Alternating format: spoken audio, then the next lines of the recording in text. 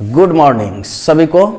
और आज हम लोग को केमिस्ट्री पढ़ना है और केमिस्ट्री में जो हमारा पिछला टाइटल था 2.3.1 था, solubility of A solid in a liquid था, और आज हमारा टाइटल है solubility of A gas in a liquid. तो आइए आज के वीडियो में हम लोग देखने वाले हैं बहुत ही इंपॉर्टेंट टाइटल जो बोर्ड के एग्जामिनेशन में हमेशा पूछा जाता है। क्वेश्चन क्या है भाई? तो right the Henry law its application. What is Henry law its application, हमेशा बोर्ड एग्जामिनेशन में पूछा जाता है। आज हम लोग देखने वाले हैं और बेसिकली आज हम लोग देखेंगे कि कैसे प्रेशर को बढ़ाने के बाद, मतलब कि किसी भी सॉल्यूशन का जब हम प्रेशर बढ़ाते हैं तो प्रेशर बढ़ाने के बाद उसका सॉल्युबिलिटी कैसे इंक्रीज कर जाता है।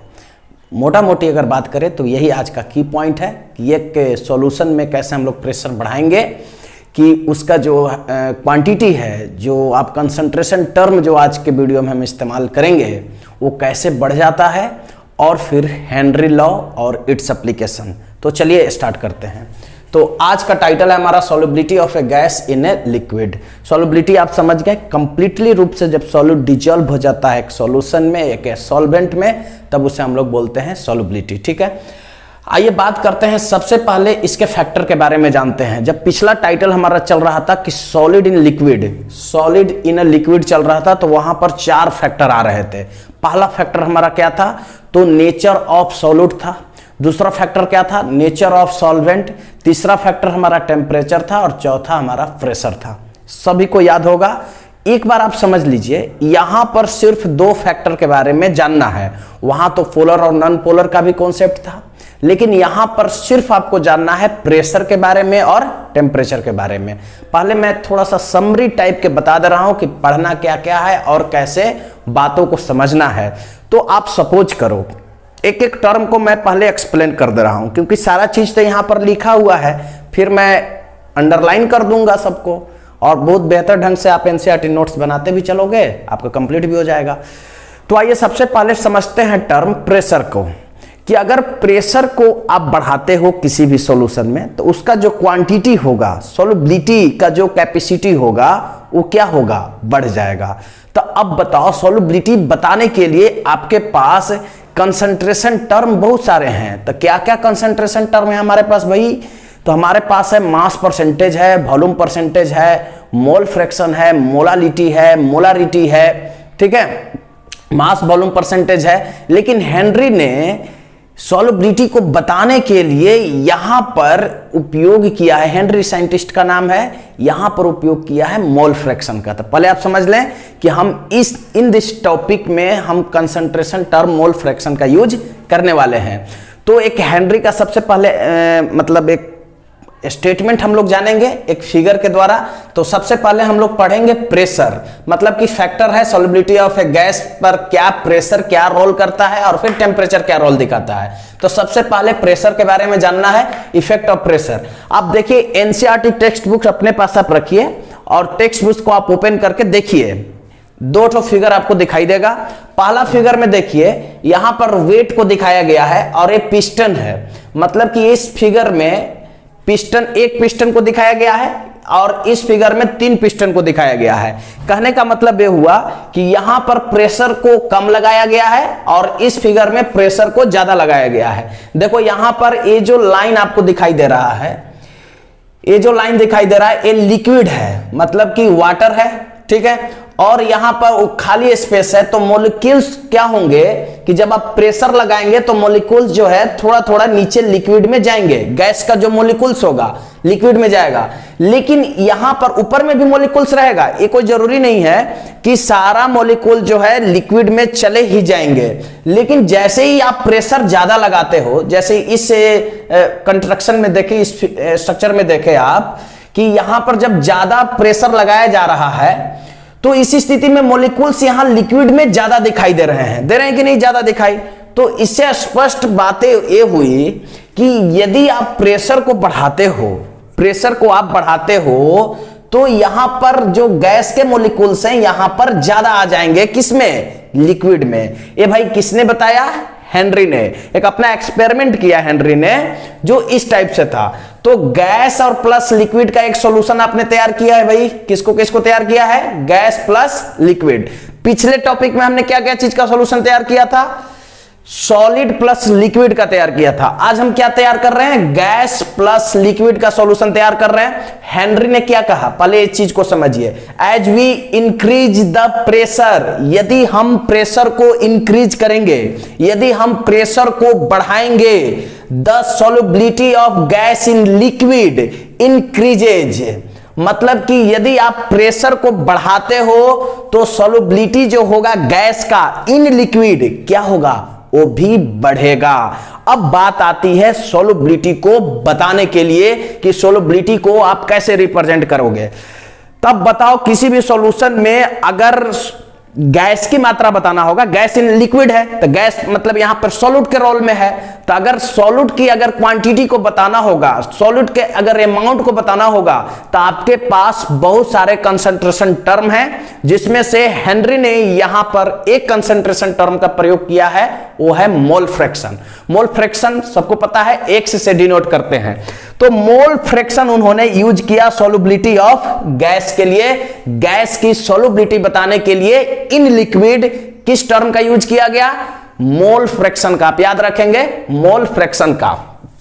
तो आइए, यहां जो इंपॉर्टेंट टाइटल है आज के वीडियो में वो आ ही गया। ये टाइटल आपको हर हाल में याद रखना है। पहले कॉन्सेप्ट को समझ लीजिए। कॉन्सेप्ट क्या कह रहा है कि द पार्शियल प्रेशर। देखिए, अब यहां एक नया टर्म आया, पार्शियल प्रेशर क्या होता है, पहले इस चीज को आप जानिए, ठीक है।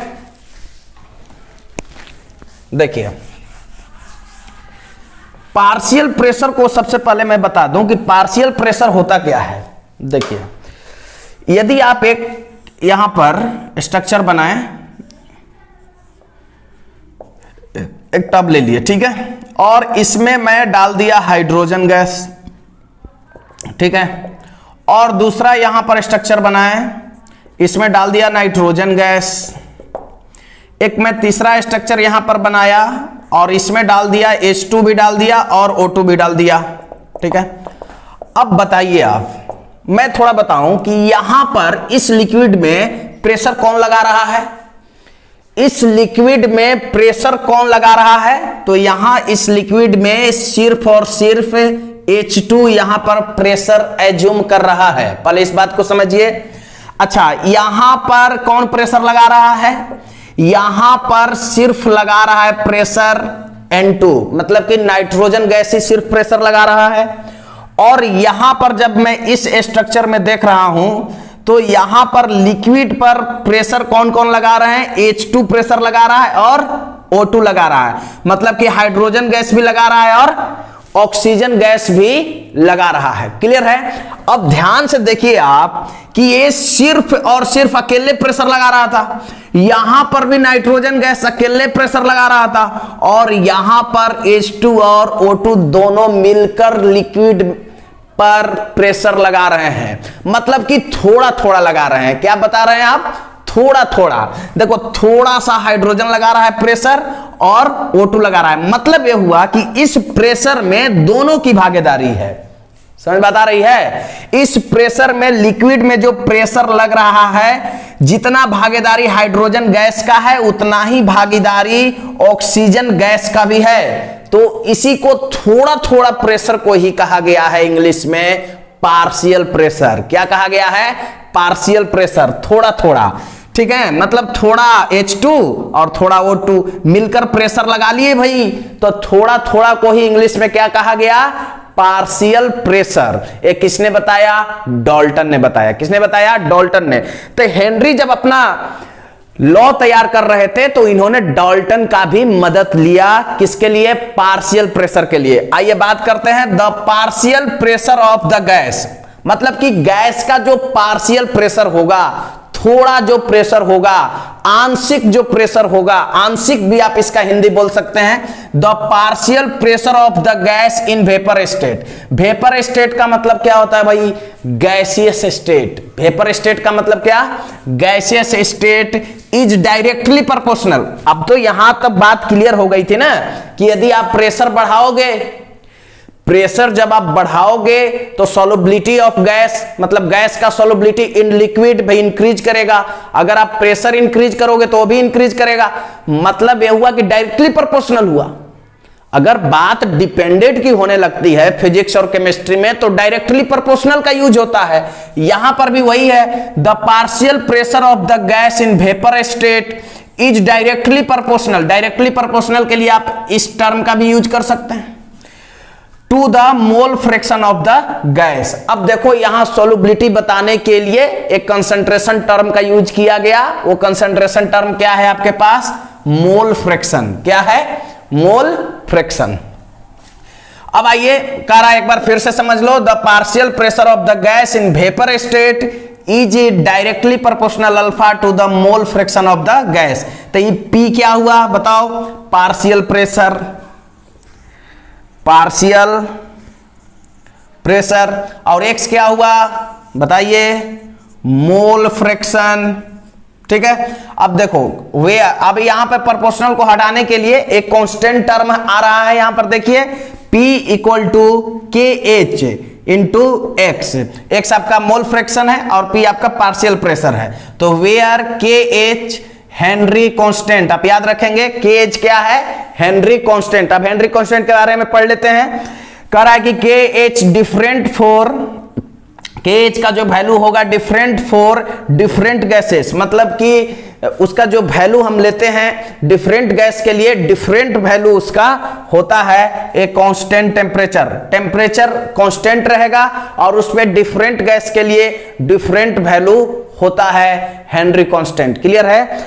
आइए अगर मैं यहां से हेनरी कांस्टेंट को अलग करूं, देखिए ध्यान से, अगर यहां से मैं P इक्वल टू के एच इंटू एक्स, अगर मैं यहां से के एच को अलग करूं तो क्या हो जाएगा? देखो भाई,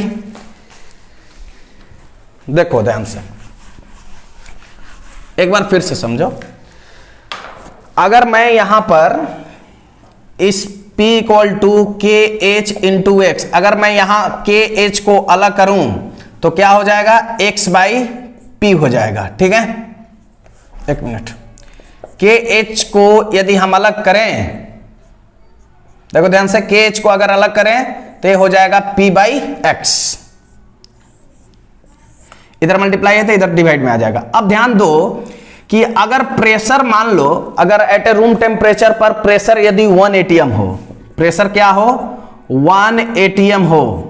ठीक, अब ध्यान दीजिए कि अगर ये नीचे है, अगर ये x नीचे है तो ये हेनरी कांस्टेंट का इनवर्स प्रोपोर्शनली है। ठीक है, सबको पता होगा ये इनवर्स पर प्रोपोर्शनल होता है। जो बटा होता है क्या होता है? इनवर्स प्रोपोर्शनल होता है। और ये जो सामने दिख रहा है आपको ये प्रोपोर्शनल है। तो अगर मानो कि अगर प्रेशर इंक्रीज करेगा तो हेनरी कांस्टेंट भी इंक्रीज करेगा। पहले इस चीज को आप समझ लीजिए, अगर प्रेशर इंक्रीज करेगा तो हेनरी कांस्टेंट का वैल्यू भी इंक्रीज करेगा। लेकिन जो नीचे आपका एक्स आ रहा है, जो मोल फ्रैक्शन आ रहा है, सॉल्युबिलिटी ऑफ गैस जो आ रहा है, अगर के एच का मान बढ़ेगा, देखो अगर के एच का वैल्यू बढ़ेगा तो एक्स तो नीचे आ रहा है, इनवर्स प्रोपोर्शनल आ रहा है, तो यहां पर एक्स का वैल्यू क्या होगा? घटेगा। यदि एक्स बढ़ेगा तो के एच का वैल्यू क्या होगा? घटेगा। मतलब कि ये अगर इंक्रीज करता है, प्रेशर अगर इंक्रीज करता है तो हेनरी कांस्टेंट भी इंक्रीज करेगा। यदि हेनरी कांस्टेंट इंक्रीज करेगा तो फिर मोल फ्रैक्शन ऑफ गैस या सॉल्युबिलिटी ऑफ गैस ये क्या करेगा? डिक्रीज करेगा। यदि मोल फ्रैक्शन इंक्रीज करेगा तो फिर आपका हेनरी कांस्टेंट क्या होगा? डिक्रीज करेगा। इस चीज को आप समझ गए। अब आइए ग्राफ के माध्यम से, जो एनसीईआरटी में ग्राफ है उसको आप देख लीजिए। टेक्स्ट बुक ओपन करके देखिए, एनसीईआरटी वहां पर ग्राफ बनाया हुआ है, HCl का ग्राफ बनाया हुआ है। इधर मोल फ्रैक्शन लिया गया है और इधर प्रेशर को बढ़ाते हुए दिखाया गया है। और ये जो स्ट्रेट लाइन आप ग्राफ में देखते हैं ये डायरेक्टली प्रोपोर्शनल को इंडिकेट करता है। दम स्ट्रेट लाइन जो है किसी भी ग्राफ में, फिजिक्स या केमिस्ट्री में आप जब स्ट्रेट देखिएगा तो ये डायरेक्टली प्रोपोर्शनल का इंडिकेट करता है। तो एज प्रेशर, देखो एज प्रेशर को जब आप इंक्रीज करोगे, इस ग्राफ से पता चल रहा है कि एज प्रेशर को जब आप इंक्रीज करोगे तो एल्सो मोल फ्रैक्शन एक से इंक्रीजिंग, मतलब कि आप प्रेशर को जब आप बढ़ाओगे, प्रेशर को जब आप बढ़ाओगे तो आपका मोल फ्रैक्शन भी क्या होगा? इंक्रीज करेगा। ये आपको ग्राफ में है। अब आइए बात करते हैं एनसीईआरटी टेबल 2.2 जो दिया हुआ है वो क्या कह रहा है। ठीक है, आइए समझते हैं। एक टेबल में अब सारा टेबल आप उतार लेंगे।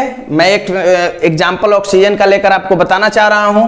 देखो यहां पर गैस है, यहां पर हेनरी कांस्टेंट है किलोबार और टेम्परेचर है केल्विन में। ऑक्सीजन ऑक्सीजन ऑक्सीजन 2 बार हमने लिया है।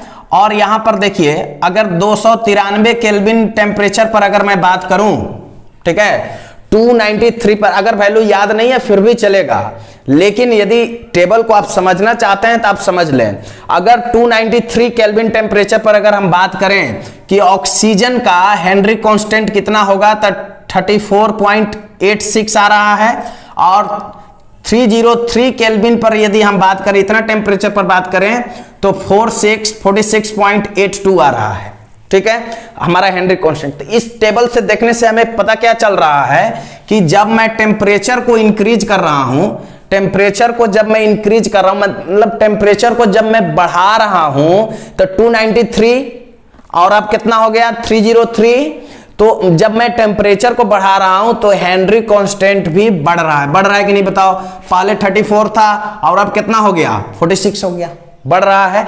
इसका मतलब यह हुआ कि हेनरी कांस्टेंट जब बढ़ेगा, आइए अब यहां पर बात करते हैं। देखिए हेनरी कांस्टेंट बढ़ेगा तो आपका मोल फ्रैक्शन क्या हो रहा है? घट रहा है। मोल फ्रैक्शन घट रहा है, इसका मतलब यह हुआ कि टेम्परेचर बढ़ाने के बाद तो भाई हेनरी कांस्टेंट तो बढ़ेगा ना। देखिए टेम्परेचर जब हम बढ़ा रहे हैं तो हेनरी कांस्टेंट क्या हो रहा है? बढ़ रहा है। ठीक है, और हेनरी कांस्टेंट जब बढ़ेगा तो सॉल्युबिलिटी ऑफ गैस क्या होगा? घटेगा। मतलब कि टेम्परेचर जब इंक्रीज करेगा तो आपका मोल फ्रैक्शन क्या होगा? डिक्रीज करेगा। अच्छा, हेनरी कांस्टेंट कैसे इंक्रीज करेगा? जब हम टेम्परेचर को बढ़ाएंगे।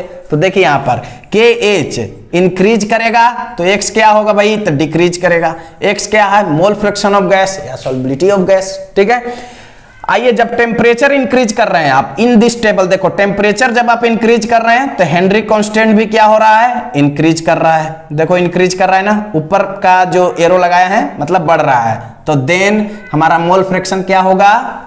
डिक्रीज करेगा। मोल फ्रैक्शन क्या होगा? डिक्रीज करेगा। ठीक है, क्यों? क्योंकि देखो हेनरी कांस्टेंट का इनवर्स प्रोपोर्शनल होता है ना, मतलब इसका जस्ट उल्टा होता है। नीचे वाला आप टर्म समझ लीजिए कि जस्ट उल्टा होता है।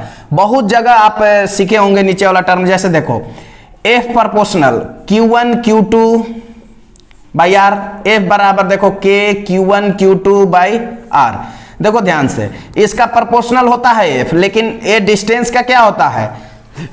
इनवर्स प्रोपोर्शनल होता है। मतलब कि जैसे जैसे ये दूरी बढ़ेगा, जैसे जैसे दूरी बढ़ेगा वैसे वैसे फोर्स क्या होगा? कम होगा। वैसे वैसे फोर्स क्या होगा? कम होगा। लेकिन जैसे जैसे दूरी कम होगा वैसे वैसे फोर्स क्या होगा? ज्यादा होगा। ठीक है, तो आप इस चीज को समझ लो कि अगर हेनरी कांस्टेंट बढ़ेगा तो आपका मोल फ्रैक्शन क्या होगा? घटेगा, और मोल फ्रैक्शन यदि बढ़ेगा तो हेनरी कांस्टेंट क्या होगा? घटेगा। ठीक है, तो आइए बात करते हैं।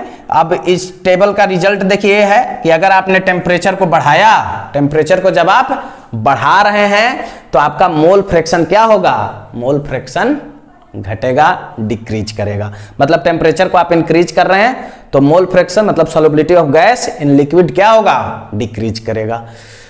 अगला स्लाइड में आप देखेंगे एप्लीकेशन ऑफ हेनरी। गर्मी बहुत है, थोड़ा सा सीरियस होकर पढ़िए, और आपके लिए वीडियो बनाया जा रहा है। यदि किसी प्रकार का मतलब कुछ दिक्कत हो रहा है तो आप मुझे बताइए। ठीक है, पार्शियल प्रेशर यहाँ पर आपको समझा दिए अकॉर्डिंग टू डाल्टन, और उसके बाद जो एक्सपेरिमेंट हो रहा था हेनरी का, हेनरी लॉ होता क्या है, फिर एक ग्राफ है और फिर एनसीईआरटी टेबल है। अब आप देखेंगे हेनरी का जो एप्लीकेशन है उसके बारे में हम देखते हैं।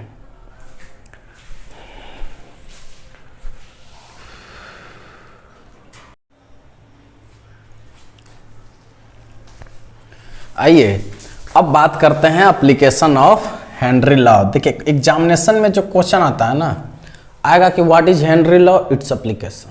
ठीक है, तो आप हेनरी लॉ लिख दोगे पहले। ठीक है, और उसके बाद एप्लीकेशन आपको लिख देना है। मैं 2 एप्लीकेशन यहाँ पर लिखा हूँ, अब एक एक एप्लीकेशन में पहले समझा दे रहा हूँ आपको। ठीक है, पहला आप समझिए कि डेली लाइफ में कोल्ड ड्रिंक आप पीते हैं। कोल्ड ड्रिंक कोको कोला नाम सुने हैं ना, तो उसमें CO2 को सॉल्युबिलिटी बढ़ाने के लिए जो है हाई प्रेशर पर सील किया जाता है। यहाँ देखा गया है हेनरी का एप्लीकेशन। ठीक है, या सोडा वाटर भी आप ले लो। और दूसरा देखा गया है, देखो स्कूबा डाइवर्स। ये क्या होता है स्कूबा डाइवर्स? ये समझिए इसका हिंदी क्या होता है, गोताखार, गोताखोर क्या होता है भाई? तो पीठ पर जो है ऐसे पीछे जो है सिलेंडर ले लेते हैं, ऑक्सीजन सिलेंडर, उसमें केवल ऑक्सीजन ही नहीं रहता है और वो समुद्र में, सी वाटर में चले जाते हैं, ठीक है, और वो पता लगाते हैं अंदर कुछ भी कंपोनेंट का पता लगाने जाते हैं। तो स्कूबा डाइवर्स जो होते हैं वो पहले तो नॉर्मल टेम्परेचर है, यहाँ पहले एकदम बेसिक समझ लीजिए आप। अभी क्या है, नॉर्मल टेम्परेचर है, यहाँ प्रेशर भी है। तो प्रेशर कितना है, 1 atm है। जैसे ही सी वाटर में जाएगा स्कूबा डाइवर्स, ठीक है, तो उसका प्रेशर क्या हो जाएगा, बढ़ जाएगा। प्रेशर क्या होगा, बढ़ जाएगा।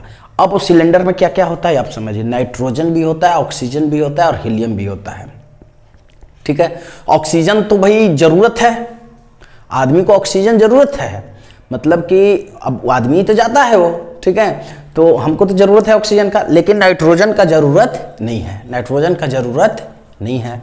तो अभी क्या नाइट्रोजन हमारे शरीर में जा रहा है, तो नाइट्रोजन बिल्कुल ऑफकोर्स जा रहा है नाइट्रोजन, लेकिन यहाँ पर नाइट्रोजन कोई इफेक्ट इसलिए नहीं छोड़ रहा है क्योंकि यहाँ पर प्रेशर बहुत कम है, 1 atm है।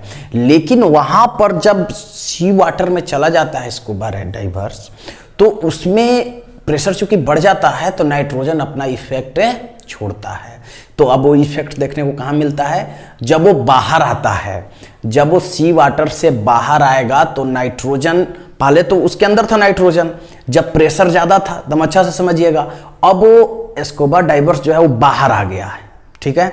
अब बाहर आया तो उसको बहुत बॉडी पेन होता है। बॉडी पेन कहाँ होता है, किस लिए होता है बॉडी पेन, आप ये समझिए, मस्कुलर पेन होता है, स्क्रम्च आ जाता है, खिंचाव आ जाता है, मतलब कि पूरा पीड़ित रहता है। कारण क्या है पीड़ित होने का, कि वहां पर नाइट्रोजन जो है उसके शरीर से निकलते रहता है। अब नाइट्रोजन क्यों निकलता है, क्योंकि पहले तो ज्यादा प्रेशर में था, अब वो बाहर आ गया, नॉर्मल टेम्परेचर पर आ गया, 1 atm पर आ गया, इसलिए नाइट्रोजन जो है वो निकल रहा है उसके शरीर से, उसके बॉडी से नाइट्रोजन निकल रहा है। तो नाइट्रोजन निकल रहा है उसके बॉडी से, तो स्वाभाविक है कि पेन होगा। उसी को एनसीईआरटी में बेंड्स लिखा हुआ है, ठीक है, बेंड्स आप देखिएगा, एनसीईआरटी में बेंड्स लिखा हुआ है। तो आइए हम लोग वहां पर भी हेनरी का एप्लीकेशन देखा गया प्रेशर वाला मामला में, ठीक है। प्रेशर को जब इंक्रीज करेंगे, प्रेशर जब इंक्रीज करेगा तो सॉल्युबिलिटी भी क्या होगा, सॉल्युबिलिटी भी बढ़ेगा, क्योंकि प्रेशर जो होता है, पार्शियल जो प्रेशर होता है, क्योंकि वहां पर भी केवल ऑक्सीजन ही प्रेशर एज्यूम नहीं कर रहा है, वहां पर नाइट्रोजन भी कर रहा है और हीलियम भी कर रहा है, लेकिन अब हीलियम डाला जाता है, इसलिए स्कूबा डाइवर्स को जो है किसी प्रकार का पेन नहीं होता है। तो वहां पर भी पार्शियल प्रेशर है, तो पार्शियल प्रेशर जब इंक्रीज करेगा तो सॉल्युबिलिटी ऑफ गैस भी क्या होगा, इंक्रीज करेगा। तो वहां भी हेनरी एप्लीकेशन देखा गया है। तो आइए दोनों एप्लीकेशन की बात करते हैं। पहला एप्लीकेशन है to increase the solubility of CO2, मतलब CO2 को अगर सॉल्युबिलिटी को बढ़ाने के लिए, मतलब इंक्रीज करने के लिए इन सॉफ्ट ड्रिंक, ठीक है, मतलब पीने के लिए जो सॉल्युबिलिटी, CO2 को सॉल्युबिलिटी बढ़ाने के लिए क्या करते हैं, एंड सोडा वाटर द बोतल, देखो यहां पर एक की पॉइंट है, द बोतल इज सील्ड, मतलब सील्ड किया जाता है अंडर हाई प्रेशर, मतलब कि उच्च दाब पर इसे सील किया जाता है, हाई टेम्परेचर, हाई प्रेशर पर इसको सील किया जाता है। और नहीं अगर किया जाएगा तो जब आप निकाल देते हैं तो उसके बाद जब खत्म हो जाता है उसका गैस, तो फिर उसका जो है टेस्ट खत्म हो जाता है, ठीक है। आइए बात करते हैं, scuba divers must cope with high concentration of dissolved gases while breathing air at high pressure under water, ठीक है। इंक्रीज प्रेशर, जैसे ही वाटर में चला जाएगा, पूरा उसका बॉडी जब चला जाएगा तो वहां पर इंक्रीज जो है प्रेशर होगा, तो उसका सॉल्युबिलिटी भी क्या होगा, इंक्रीज करेगा टेम्परेचर के हिसाब से, क्योंकि टेम्परेचर भी शरीर का जो है, उसके जो ब्लड में जो है, अब तो नाइट्रोजन चला जाएगा ना, नाइट्रोजन भी चला गया, तो अब वहां चूंकि प्रेशर बढ़ा तो उसका सॉल्युबिलिटी भी क्या हो जाएगा, बढ़ जाएगा। तो कोई एटमॉस्फेरिक गैसेस इन ब्लड। अब क्या कर रहा है कि उस जो सिलेंडर, स्कूबा डाइवर जो सिलेंडर लेते हैं उसमें क्या क्या चीज का यूज किया जाता है, देखो भाई, तो use by scuba divers are filled, helium कितना रहता है, तो 11.7% रहता है, और नाइट्रोजन 56.2% रहता है, और ऑक्सीजन 1% होता है। उसके बाद बेंड्स क्या है, देखो when scuba divers come out sea water, जब वो बाहर आता है, देन इन बॉडी में मस्कुलर पेन हो जाता है, स्क्रम्स हो जाता है, ठीक है, मतलब कि खिंचाव आ जाता है इत्यादि। अब बात करते हैं लास्ट टाइटल इसका, effect of temperature. Effect of temperature, तो टेम्परेचर तो अभी जान ही गए थे भाई, एनसीईआरटी जब टेबल पढ़ा रहे थे। तो अगर हेनरी कांस्टेंट बढ़ रहा है कब, जब आप टेम्परेचर को बढ़ा रहे हो, जब टेम्परेचर को आप बढ़ा रहे हो, इंक्रीज कर रहे हो, तो हेनरी कांस्टेंट भी क्या हो रहा है, बढ़ रहा है। और हम जानते हैं कि हेनरी कांस्टेंट इक्वल टू क्या होता है, P/x होता है। तो यहाँ अगर ये बढ़ रहा है तो स्वाभाविक है कि x क्या होगा, घटेगा, मतलब डिक्रीज करेगा। तो टेम्परेचर यदि आप बढ़ाओगे तो x क्या होगा, घटेगा, मतलब डिक्रीज करेगा। अगर टेम्परेचर इंक्रीज करेगा तो x क्या होगा, डिक्रीज करेगा। तो इसका जवाब तो पहले ही मिल चुका था, लेकिन एक लाइन देखिए यहाँ पर, effect of temperature, the solubility of gas in liquid decreases. देखिए सॉल्युबिलिटी ऑफ गैस, गैस जो है, गैस का जो सॉल्युबिलिटी होगा इन लिक्विड, लिक्विड में डिक्रीज करेगा with rise in temperature. Rise means क्या होता है, वृद्धि, बढ़ना। जब आप टेम्परेचर को बढ़ाएंगे तो सॉल्युबिलिटी जो होगा गैस का इन लिक्विड क्या होगा, डिक्रीज करेगा। क्लियर है। तो आज का टाइटल बस इतना ही, मिलते हैं फिर अगले वीडियो में। आज का वीडियो बहुत इंपॉर्टेंट है एग्जामिनेशन दृष्टिकोण के लिए, क्योंकि हेनरी लॉ आपका इंपॉर्टेंट है। व्हाट इज हेनरी लॉ और इट्स एप्लीकेशन, दम आप याद रखेंगे। वीडियो में किसी प्रकार का यदि एरर आ रहा है, यदि सुधार करने की जरूरत है, तो आप मुझे कॉमेंट में बताइए। और बाकी फिर अगले वीडियो में मिलते हैं। वीडियो को देखने के लिए धन्यवाद।